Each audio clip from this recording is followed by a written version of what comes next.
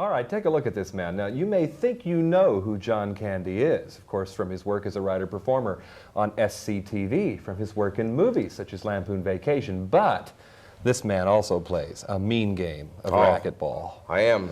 I'm a pro at racquetball. And with all of the earth-shaking issues in the world today, I'm still going to ask you first, how many takes did it take you to do the shot where you hit the ball against the wall and it rebounds off your head? Well, you're not going to believe this, but 3. That was it. You're kidding. Lucky? Did it happen and you just decided So to... I thought maybe it happened by accident. You decided to leave it in or something. No, what Ron said, we want the ball bouncing off your head. I thanked him very much. Yes. Went to my trailer and then came back after the insistence of the producer. But they were going to do it on... They wanted to do it on a master shot, the shot that you see in the movie. But as a backup, they were just going to do a cutaway. So we did a couple cutaways with him bouncing a ball off my head. It just didn't work. Lots of practice. Yes. Warming up his arm. They used this old noggin a little bit on that picture. We could call the film Splat instead of Splash. It was going to be Splat if he hit me one more time. It is, however, not a picture about racquetball, but about the sea, about your younger brother who finds the right woman, question mark. Mm-hmm. Now, John, one of the most effective scenes in the film is really your scene when you're telling Tom Hanks, listen, kid, if you're in love, you're in love. It may never happen to me. I don't know. You seem to have a lot of sincerity in that scene. You must have enjoyed doing that particular moment. It was one of the reasons I wanted to do the picture. The script allowed me to do something other than play racquetball. You know. And here I am. The first question out of the gate is about racquetball. No, that was a good moment in the picture, but it would have been boring for me to just do that type of scene throughout the whole movie. Do that real raucous, hey, hey, hey, you know. Which was my entrance, crashing into the fruit. Well, you'll forgive me if I get personal for a moment, but the film does seem to be saying a lot to us about the person in our life is going to have differences, problems, eccentricities, what have you. Personally, do you find that to be a valid kind of interpretation of mine about this film? I think so. I think in general... I mean, do you know what this movie is about in your own life as well? Short of having met a real mermaid. Well, it's a fantasy film, isn't it? And he was finding his true love. And it just wasn't, it wasn't perfect. Love wasn't perfect. I believe I said that. What is your home base of activities now, John Candy? Where do you hang out? Where do you hang your hat? And what kinds of professional work is on the horizon for you right now? On the streets I hang out a lot. No, at home I've got a farm outside of Toronto.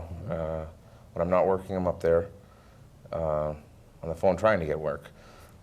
But I've been really traveling a lot between New York and, because I've been doing the news show up here for Lorne Michaels on NBC and SCTV in Toronto. I do a couple for them. Saturday Night Live, I hosted one of these shows here. So I've been in New York a fair bit and in Los Angeles. I was working on this picture and a couple other deals. And hopefully I'll be working with Touchstone Pictures in the future. Touchstone Pictures, I talked about that with Ron Howard, a kind of a new era, I suppose, for Walt Disney. Are you personally glad to see this happening to an organization like Disney? Yes, yes, it's nice. It's nice to see some change, and it's going to keep them competitively in the marketplace, and it allows more competition between the studios and more work for people, and that's always nice. This is your chance to talk to some of the moms and dads out there who may be wondering whether or not to take their little ones to a PG-rated Disney film. Any particular words of consolation or reassurance you'd like to offer? I have no qualms about this picture at all, telling any parent to take their children to see this one. There's nothing that's going to be that explicit or harmful to them in any way. I guess it's dependent on the parent too, isn't it, and on the child, but that's always the case. But this one is, it's a lovely little story. It's a nice little story. It's a love story, and there's a lot of fun in it. The language I don't think is going to bother anybody. No, I think there's that much in it. I think, you know, kids sneak in to see other pictures anyways. If they want to see it, they're going to see it anyway, whether their parents take them or not. John Candy, can I sneak in a little bit of time here to ask you about any death-defying predictions for Academy Award time, or at least the ones you would like to see win in whatever category you choose to discuss? Coming up this year? I've had 2 votes already for Right Stuff. Right Stuff, you got that one, from Ron and from Tom.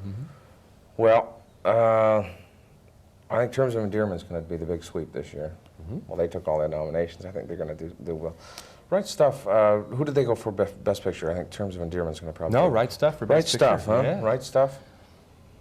I'd say that maybe, did the director of Red Stuff get nominated? No. No, he didn't. Why is that? That's what Best they were Picture, Best wondering. Director. You're saying In fact, that leads kind of me, odd, isn't it? That Yeah. leads me to the last question, which is, do you think maybe we worry too much about this sort of thing? And maybe trying to second guess the Academy means we don't really worry about the best that's out there to be seen. Did The Gray Fox get nominated?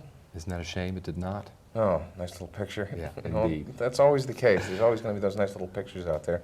And I just hope that there's a lot of producers and a lot of studios who will look at those little pictures and do those. What's next on the big screens for us after Splash? What can we watch for? Well, hopefully the ones I'm going to be doing for Touchstone. Nothing else. You're going to coming up stay right with now. Touchstone? Yeah. Very we're good. trying to work a deal with them now. All right. So I'll be developing some pictures for them. The water's been fine here, talking about Splash with John Candy. And you're Alan Bauer's bigger brother, Freddie Bauer. Fred Bauer. Watch for him in Splash and watch for a mean game of racquetball as well. Thank you very much, John Thank you Candy. very much. Appreciate Pleasure. it.